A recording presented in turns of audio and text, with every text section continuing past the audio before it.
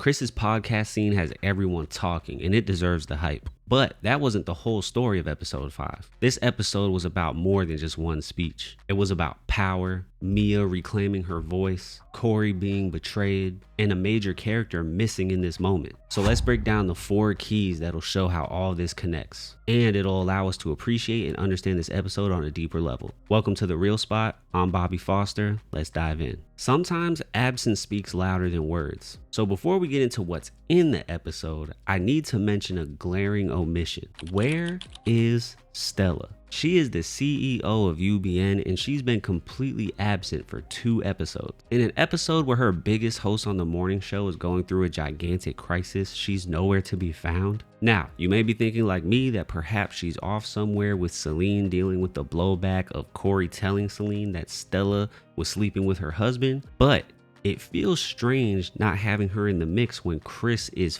in the fight of her career. You have Alex running around essentially doing Stella's job, but there's not even one mention of Stella being gone, even from Alex herself. And as a viewer, it felt a little jarring, especially because it's unlike Stella's character to just go ghost during a time of crisis. She's always on her game, calling shots, controlling what she can, and just getting things done. But even besides her missing during Chris's time of turmoil, there's another element to her missing, and I feel like it's a big misstep. And that's the fact that Stella's the one that essentially had to kick Mia out of UBN. And a gigantic part of this episode is about Mia, which we're going to talk about more later. But Mia comes back to UBN empowered and ready to work on her own terms. And in her coming back moment, she gets into a confrontation with Alex, which was awesome. But we don't think that should have happened with Stella instead. Of course, it'll happen later in the show, but it felt odd not having Stella there in that moment that Mia came back and it was supposed to have, be a big moment and be her moment. And here's why all this matters. Stella represents a new generation of leadership for UBN. We've seen how other people have run the company, and now we want to see how Stella handles things. And in the moment that one of the biggest people in UBN is going through it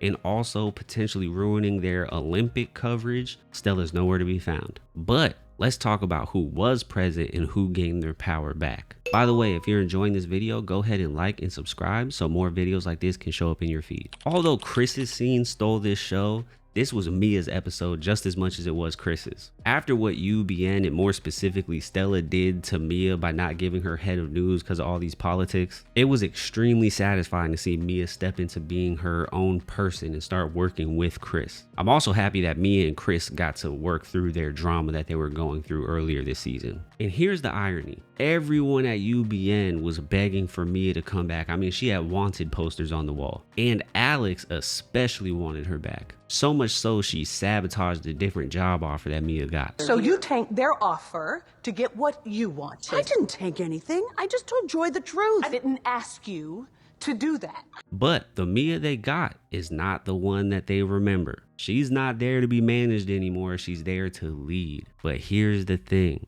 Will UBN let a black woman lead? That's the undercurrent to this whole thing. The racial dynamics, not just in the workplace, but in society as a whole. I mean, look at those microaggressions Alex was throwing at me at the end of the episode without even knowing it. Okay, so you can screw over your billionaire boyfriend and it's considered strategic. Corey can leak a racist email and it's a tactical move. But when I play hard, you think I'm supposed to be better than that. Then you had Stella stringing Mia along for years with this promotion. And the whole time Mia knew she had to act a certain way, dress a certain way, just to have the potential to get that position, just for people to take her seriously. But she breaks that line of thinking by the end of this episode. But here's the unfortunate reality for a lot of black people in America, especially black women. It's empowering to step into your true self, but unfortunately in America, that comes at a cost. And that usually leads to lost opportunities. I'm expecting a hard journey forward for Mia and Chris, and I hope that's not the case, but I'd be surprised if I was wrong. And then that raises the big question for me. Will UBN be happy with this new empowered version of Mia? Or did they just want the version of Mia that they could control? This new Mia could change the whole balance of power in UBN. And it's not only Mia that I'm sure UBN is going to have a problem with moving forward. Chris isn't sure that UBN is a right fit for her anymore. She's exploring her options, and so am I. But what do you think? Do you think Mia will finally get the respect that she's due at UBN? Leave your comment below. But if you also love talking about morning show and have no one to talk about it with, go ahead and join the Real Spot Discord. We love talking about shows and would love love to have you part of those conversations. Now, let's talk about the moment that everybody is talking about, Chris's interview. But before we get to the great parts, I have to be honest about something. I hated that they legitimized Bro's podcast, especially with this interview where a black woman is pouring her heart out. The guy is racist and sexist, and he even opened up that interview with a DEI joke. You're not going to want to miss a second of this. We have not one, but two players in America's DEI drama live in the studio. Shows like that don't need credibility. And if it wasn't a blatant enough cosign from the writers, they had Alex go in afterwards and tell Bro that it was a good interview. Shameful. Also, it was a good interview.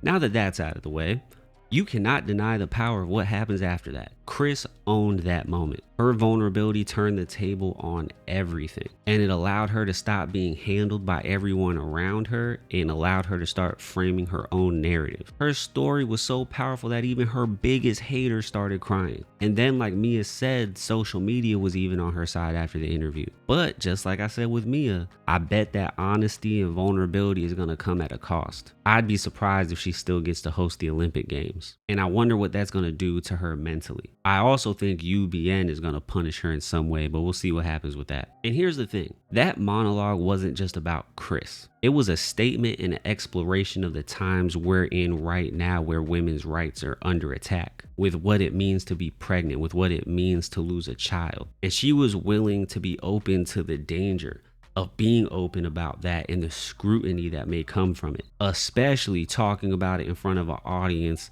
that's drawn to that podcast. But despite all that, Chris was still honest and vulnerable with her story, and that's powerful. They say the truth will set you free, but sometimes it imprisons you, and yet some people tell the truth anyway. Shout out to Chris. And there's one other character who also tried to get to the truth in this episode, but it backfired on them. The second Bradley snooped through Corey's phone, I knew it was coming, but all of it could have been avoided. Last week, I theorized that Corey wasn't going to be the big bad of this burying the story plot that was going on because it was just too early for that kind of reveal. I was correct, but I did not think that the writers would destroy this new Corey and Bradley relationship after a week. I'm not sure what the point even was in them making them a thing if it was gonna last 5 minutes, especially when it seems like it's not gonna have that big of ramifications. Now, I could be completely wrong about that, but that's just the vibe I'm getting. But I will say, I guess it allows for Corey to just be unleashed and go scorched earth, since they painted him out as a victim in this scenario. But I gotta say, I don't think they necessarily even needed to make him a villain. Everybody already liked Corey. He didn't need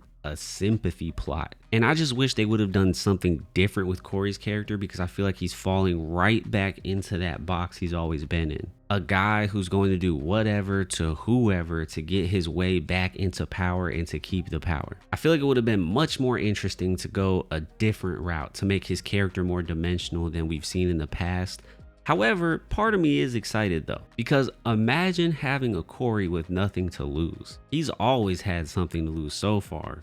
So what are we about to get? We're talking plotting, scheming, masterminding with no regard for anyone else. Celine better get ready, because facing off against Corey right now probably isn't a good idea. So the question is, who's Corey gonna go after first? Celine, Bradley, Alex, or does he try to take on the entire network? UBN better watch out. So those are the 4 keys that unlock episode 5. For me, this is one of the strongest episodes of the season, especially because of Chris's monologue. But what about you? What'd you love about this episode? Drop your thoughts in the comments, and if you want to talk even more about it, go ahead and join the Real Spot Discord. Until next week, I'll see y'all.